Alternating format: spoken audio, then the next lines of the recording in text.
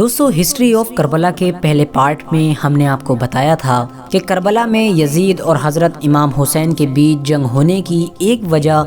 بنو ہاشم اور بنو امیہ کے خاندان کے بیچ کئی نسل پہلے سے شروع ہونے والی وہ نفرت بھی تھی جو لگاتار جاری رہی تھی، اور آپ کو ہسٹری کے اکارڈنگ ہم نے سمجھانے کی کوشش کی تھی کہ آخر حضور صلی اللہ تعالیٰ علیہ وسلم کے خاندان میں اور یزید کے خاندان میں پہلے سے ہی متبھید کس طرح سے چلا آ رہا تھا۔ تو دوستو آج کی اس ویڈیو میں ہم آپ کو اس سے آگے کی ہسٹری بتائیں گے،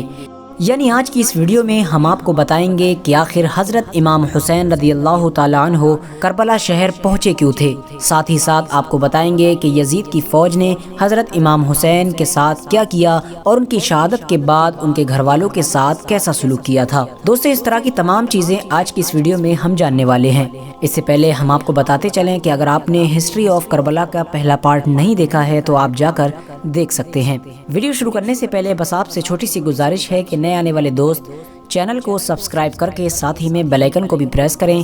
اور ہماری حوصلہ افزائی کے لیے ہمیشہ کی طرح ہماری اس ویڈیو کو بھی لائک کر دیں تاکہ اسی طرح کی نالجیبل اور ہسٹوریکل ویڈیوز کا یہ سلسلہ ہم جاری رکھ سکیں۔ دوستو جیسا کہ میں آپ کو پہلے ویڈیو میں بتا چکا ہوں کہ حضرت امیر معاویہ رضی اللہ تعالیٰ عنہ ایک صحابی تھے اور ایک نیک انسان تھے، اس وجہ سے ان کی خلافت سے کسی کو کوئی اعتراض نہیں تھا۔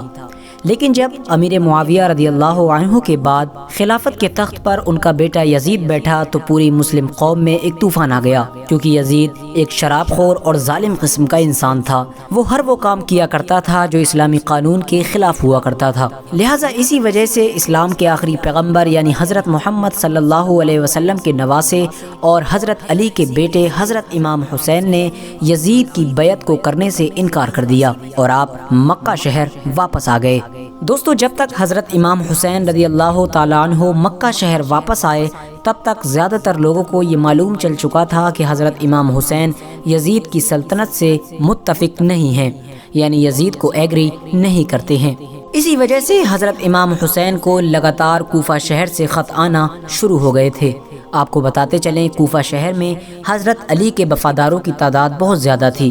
اس کی وجہ یہ تھی کہ حضرت علی کی خلافت کے دور میں مسلم سلطنت کی جو راجدھانی تھی وہ کوفہ تھی، اسی وجہ سے حضرت علی کے ماننے والے لوگ کوفہ میں کافی تعداد میں رہا کرتے تھے۔ حضرت امام حسین نے دیکھا کہ جب انہیں کوفہ سے ایسے بہت سارے خط آ رہے ہیں کہ جس میں یہ لکھا ہوا ہے کہ آپ برائے مہربانی کوفہ آ جائیے، یہاں پر ہم آپ کے ساتھ کھڑے ہونے کے لیے تیار ہیں، تو آپ نے کوفہ کے حالات کا جائزہ لینے کے لیے اپنے چچا زاد بھائی یعنی مسلم بن عقیل کو کوفہ کی طرف روانہ کیا اور ان سے کہا کہ جا کر دیکھیے کہ کوفہ میں کیا حالات ہیں۔ مسلم بن عقیل جب کوفہ شہر پہنچے تو وہاں کے حالات بہت اچھے تھے۔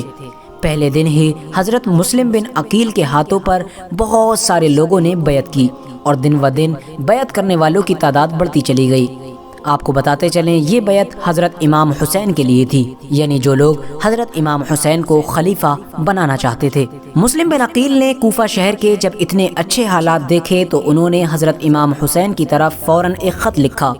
جس میں انہوں نے لکھا کہ آپ کو بلا وقت ضائع کیے ہوئے فوراً کوفہ آ جانا چاہیے، یہاں پر آپ کے ساتھ وفاداری کرنے والے بہت سارے لوگ موجود ہیں۔ لیکن دوستو جب تک مسلم بن عقیل نے حضرت امام حسین کو یہ خط لکھا تھا تب تک یزید کو بھی کوفہ شہر کے حالات کے بارے میں خبر ہو چکی تھی، اور یزید کو خطرہ ستانے لگا تھا کہ کہیں کوفہ کے لوگ میری سلطنت کا تختہ پلٹ نہ کر بیٹھیں۔ یزید نے فوراً اپنا ایک قریبی انسان جو بہت ظالم قسم کا انسان تھا جس کا نام ابن زیاد تھا، اسے کوفہ کا گورنر بنا کر کوفہ شہر کی جانب روانہ کیا۔ ابن زیاد ایک بہت بڑا لشکر لے کر کوفہ کے شہر میں داخل ہوا۔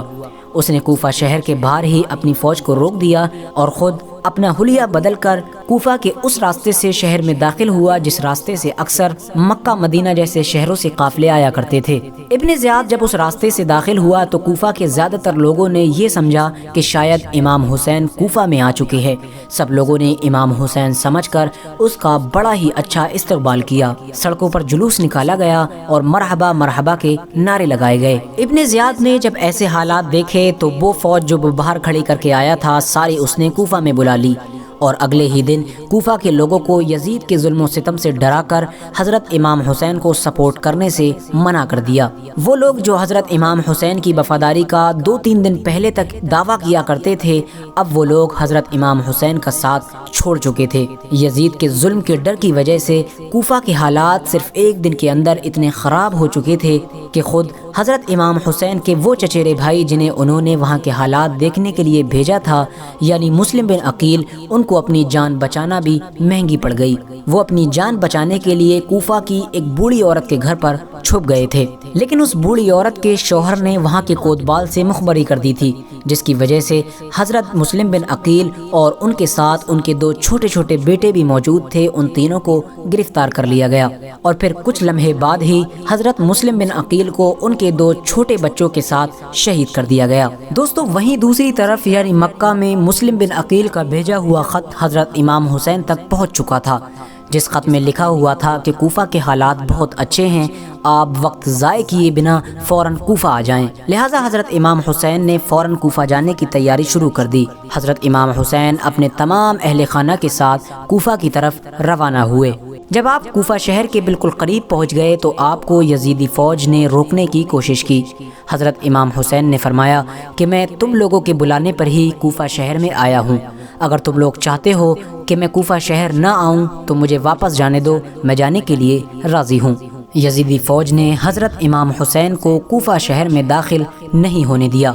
لہٰذا حضرت امام حسین نے اپنے پورے گھر والوں کے ساتھ یعنی اپنے پورے قافلے کے ساتھ اپنا راستہ بدل لیا۔ چلتے چلتے جب آپ ایک چٹیل میدان میں پہنچ گئے تو آپ نے ایک جانے والے انسان سے سوال کیا کہ یہ کون سی جگہ ہے؟ آپ کو جواب ملا کہ اس جگہ کو کربلا کہا جاتا ہے۔ آپ نے فوراً اپنے پورے لشکر کو حکم دیا کہ یہیں پر خیمہ لگا دیا جائے، لہٰذا اس طرح سے حضرت امام حسین کربلا میں پہنچ چکے تھے۔ ادھر یزیدی فوجوں کو جب اس بات کا علم ہوا کہ حضرت امام حسین نے اپنا خیمہ کربلا کے میدان میں لگایا ہوا ہے تو یزیدی فوجوں نے بھی فوراً کربلا کے میدان میں پہنچنا شروع کر دیا۔ یزید کی جو فوجیں کربلا پہنچ رہی تھیں ان کی سپہ سالاری ابن سعد کر رہا تھا۔ آپ کی نالج کے لیے بتاتے چلیں کہ ابن سعد حضرت محمد صلی اللہ تعالی علیہ وسلم کے ایک قریبی صحابی یعنی حضرت سعد ابن ابی وقاص کا ایک نافرمان بیٹا تھا، لیکن حضرت امام حسین نے ابن سعد سے کہا کہ یا تو تم مجھے یزید کے پاس لے چلو یا پھر مجھے اپنے شہر مکہ واپس جانے دو، لیکن ابن سعد نے ان دونوں باتوں میں سے کوئی بھی بات قبول نہیں کی اور وہ آپ کو بیعت کرنے پر ہی مجبور کرتا رہا، لیکن آپ نے اس کی ایک بھی بات نہیں مانی۔ دوستو، دن گزرتے گئے اور آخر کار 7 محرم کا دن آ گیا۔ آپ کو بتاتے چلیں کہ کربلا کے میدان میں پانی کا کوئی بھی انتظام نہیں تھا سوائے نہر فرات کے، لیکن 7 محرم کے دن فرات نہر کا پانی بھی حضرت امام حسین کے خیمے والے لوگوں کے لیے بند کر دیا گیا تھا۔ حضرت امام حسین اور ان کے ساتھ موجود تمام جوان وفادار تو اس پیاس کو برداشت کرتے رہے، لیکن چھوٹے چھوٹے بچے اور عورتوں کا پیاس کی وجہ سے برا حال ہو چکا تھا۔ حضرت عباس علمدار سے حضرت امام حسین کے 6 مہینے کے بیٹے یعنی ننھے اصغر کی پیاس کو نہیں دیکھا گیا۔ آپ نے ایک مشک لی اور گھوڑے پر سوار ہو کر گھوڑے کو دوڑانا شروع کر دیا۔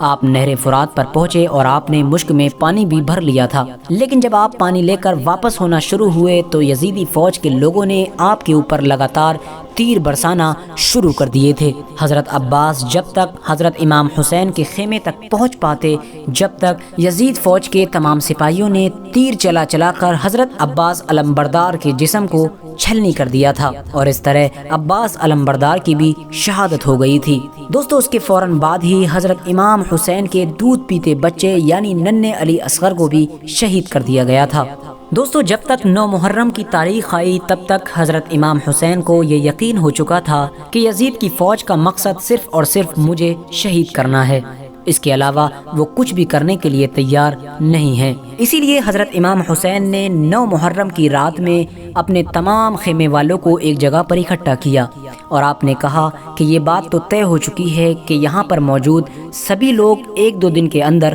شہید کر دیے جائیں گے، اس لیے یہاں موجود آپ میں سے جو بھی ابھی بھی واپس لوٹنا چاہتا ہے وہ لوٹ سکتا ہے۔ حضرت امام حسین نے فوراً خیمے میں جل رہے تمام دیوں کو بجھوا دیا اور اندھیرا قائم کروا دیا تاکہ جو بھی جانا چاہے وہ بے جھجک چلا جائے۔ تھوڑی دیر بعد جب دیوں کو دوبارہ جلوایا گیا تو سارے کے سارے لوگ بیٹھے آنسو بہا رہے تھے، یعنی کوئی بھی حضرت امام حسین کو چھوڑ کر جانے کے لیے تیار نہیں تھا۔ آخرکار 10 محرم کا دن آیا اور حضرت امام حسین اور یزید کی فوج کے بیچ جنگ ہونا شروع ہو چکی تھی۔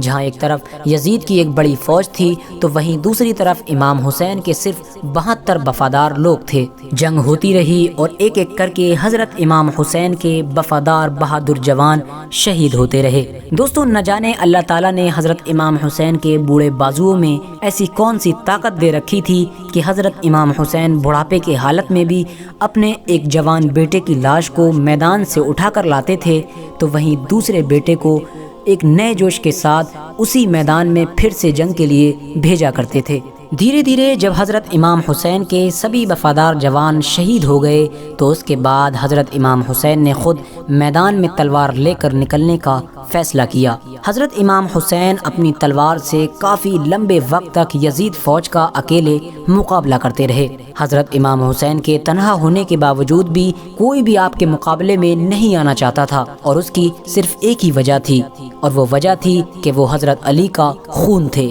یعنی حضرت علی کی اولاد تھے۔ دوستو، یزید فوج کے کمانڈر یعنی ابن سعد کو یہ یقین ہو چکا تھا کہ ہم کسی بھی طرح سے حضرت علی کے بیٹے کا مقابلہ نہیں کر سکتے ہیں، اس لیے اس نے اپنے تمام فوجیوں کو امام حسین کے اوپر ایک ساتھ حملہ کرنے کا آرڈر دیا۔ تمام لوگ حضرت امام حسین پر ایک ساتھ مل کر حملہ کر رہے تھے، لیکن اس کے باوجود بھی امام حسین لگاتار یہ ثابت کر رہے تھے کہ باطل چاہے تعداد میں کتنا بھی ہو، لیکن وہ حق اور سچ کے مقابلے میں ایک لمحہ بھی نہیں ٹک سکتا ہے۔ دوستو، حسینیت اور یزیدیت کے بیچ بڑی ہی خطرناک جنگ چل رہی تھی کہ اسی بیچ میں اچانک نماز عصر کا وقت ہو گیا۔ حضرت امام حسین رضی اللہ تعالی عنہ نے ایسے مشکل وقت اور ایسی زخمی حالت میں بھی عصر کی نماز پڑھنے کا ارادہ کیا۔ آپ نے جیسے ہی نماز پڑھنا شروع کی، یزیدی فوج کو وہ موقع مل گیا جس کا اس کو ایک لمبے وقت سے انتظار تھا، یعنی جیسے ہی حضرت امام حسین سجدے میں گئے، یزید فوج میں ایک شمر نام کے بدبخت نے آپ کی گردن پر ایسا وار کیا کہ آپ شہید ہو گئے۔